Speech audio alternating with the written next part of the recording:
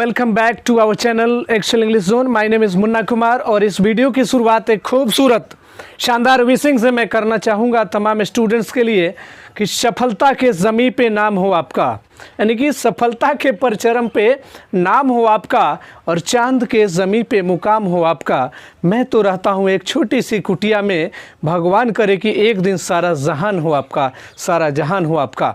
तो एक बार पुनः मैं निश्चित रूप से एक टीचर ही है जो चाहता है कि उसका जो स्टूडेंट्स है हमेशा एक परचरम पे फहरते रहे, लहरते रहे, निश्चित रूप से शानदार कामयाबी प्राप्त करें। तो आज हम लोग एक नए वीडियो के साथ what is future continuous tense के साथ हम लोग उपस्थित हैं। तो आइए बिना किसी देरी के शुरू करते हैं।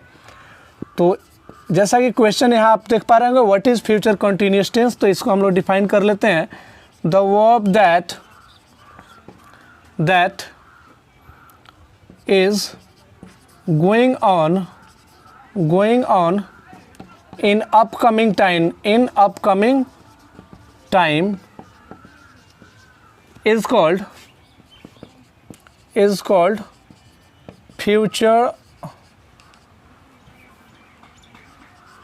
future continuous tense। Future continuous tense को और भी नामों से जानते हैं, जैसे फ्यूचर इम्परफेक्ट टेंस या future progressive tense.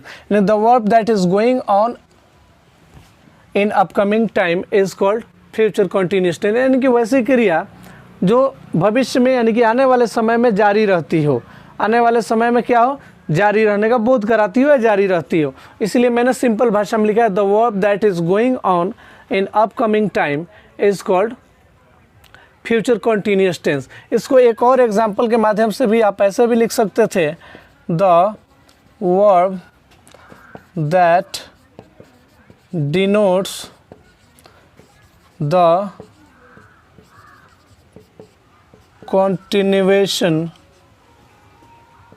continuation of an action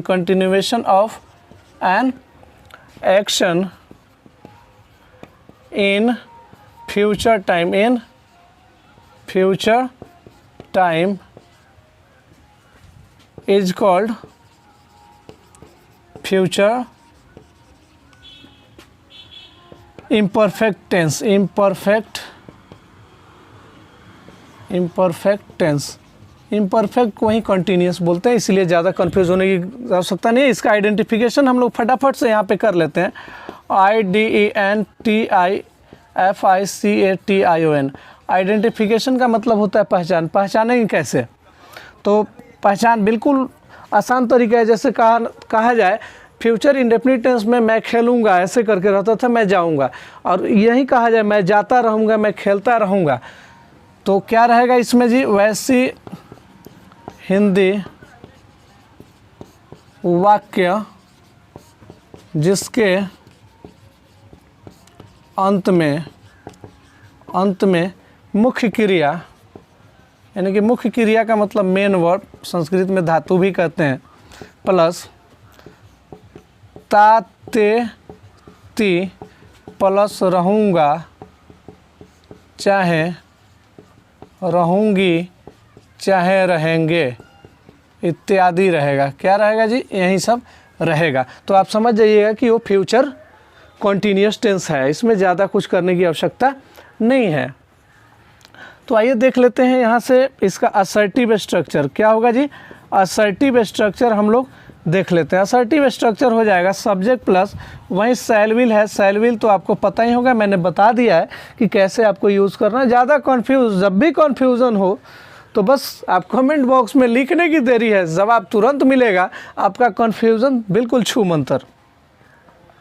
plus note रहेगा तो नोट लगा दीजिएगा, उसके बाद बी लगाइएगा, उसके बाद वर्ड फॉर, फिर ऑब्जेक्ट, और फिर आपको पता ही है कि कॉम्प्लीमेंट लास्ट में जाता है। कॉम्प्लीमेंट अगर नहीं पता हो तो आप हमारे वीडियोस के लिस्ट में जाइएगा, वहाँ से आप कॉम्प्लीमेंट का दो एपिसोड मैंने डाला है, दो अंक डाला है, दोनों पार्ट आप देख सकते हैं आसानी के साथ। तो ये हो गया असर्टिव स्ट्रक्चर। जैसे में हम लोग कुछ कर लेते हैं एग्जाम्पल, जैसे कहा जाए कि मैं क्रिकेट खेलता रहूँगा, क्रिकेट खेलता रहूँगा, मैं क्रिकेट खेलता रहूँगा। तो क्या हो जाएगा इसका? आई शैल, जैसे सब्जेक्ट आई के साथ सेल, और नॉट नहीं है तो छोड़ देंगे। अब बी हो जाएगा। उसके बाद में इसमें मेन वर्ब कौन सा है, खेलना, तो खेलना का प्ले होता है तो वर्ब फॉर्म में आईएनजी लगा देंगे, प्लेइंग। और क्या खेलते रहिएगा, तो ऑब्जेक्ट है cricket, cricket, I shall be playing cricket. एक नोट वाला कर लेते हैं, जैसे कहा जाए वे लोग मैच जीतते हुए, सॉरी वो लोग मैच जीतते रहेंगे, रहेंगे हो गया, वे लोग मैच जीतते रहेंगे। अच्छा मैंने कहा था नहीं लगाना है, वे लोग मैच नहीं जीतते रहेंगे, नहीं जीतते, यहाँ पे जीतते जो को थोड़ा बड़ा कर देता हूँ, वे लोग मैच नहीं जीतते रहेंगे, तो हो जाएगा दे विल, दे के साथ विल लगता है, दे विल नॉट बी, और जीतना का winning, winning the match, the match. तो और भी एग्जाम्पल आप अपने स्तर से कर सकते हैं। एक और एग्जाम्पल दे देते हैं, जैसे राजू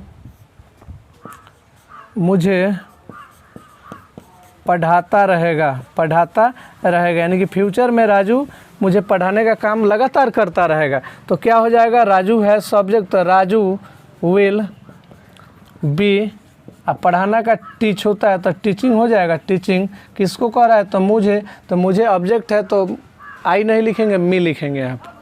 तो ये हो गया आपका असर्टिव स्ट्रक्चर। तो आइए अब हम लोग आगे बढ़ते हैं, और आगे बढ़ के यानी कि इसको वीडियोस को रोक के पॉज करके आप इसको लिख सकते हैं, स्क्रीनशॉट आसान होगा आपके लिए, आप ले सकते हैं।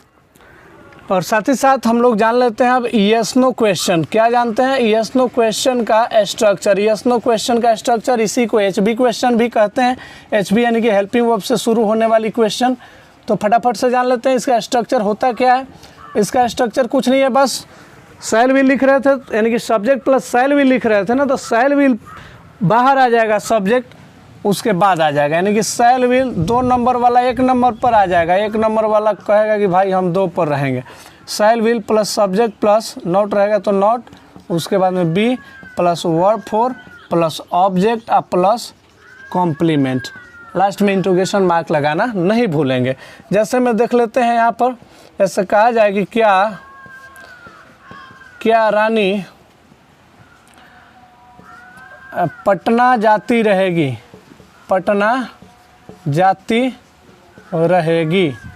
तो इसको क्या बनाएंगे, सिंपल बात है, रानी है सब्जेक्ट तो इसके साथ विल लगेगा, will Rani, Rani capital letter से कोई भी नाम शुरू करते हैं नहीं, बड़ा अक्षर से, विल रानी बी, अब जाना का स्पेलिंग गो, तो going to Patna, to Patna. कितना आसान है, पटना में भी पी बड़ा होगा क्योंकि ये भी प्रॉपर नाउन है। प्रॉपर नाउन कोई भी नाम होगा हमेशा बड़े अक्षर से शुरू किया जाता है, ये ध्यान रखना ज़रूरी है।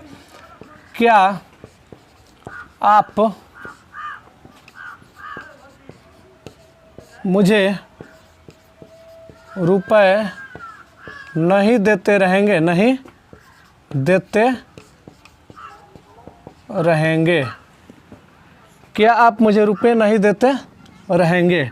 तो इसका भी आप बना सकते हैं, will you not be giving me money, क्योंकि यहाँ पे 2 ऑब्जेक्ट है, एक तो किसे देते रहेंगे, तो मुझे क्या देते रहेंगे, तो मनी, तो दोनों है तो पहले आदमी आएगा, क्योंकि आदमी है तो रुपया है, रुपया है तो आदमी नहीं है, ये हमेशा ध्यान रखना है। तो पहले यहाँ पे मी आएगा तब मनी आएगा। आगे अब हम लोग करते हैं WH क्वेश्चन का स्ट्रक्चर। WH क्वेश्चन का स्ट्रक्चर हम लोग कर लेते हैं। यहाँ पे हो जाएगा, अब देखिए इसके पहले WH खाली वर्ड जोड़ देना है, WH वर्ड। WH वर्ड आपको पता है 9 बेसिक WH वर्ड होता है, तो WH वर्ड, इसके बाद इस सारा का सारा यहाँ छाप दीजिए, यानी कि यहाँ पे कॉपी कर लीजिए, नोट कर लीजिए यहाँ पे, शैल विल हो गया।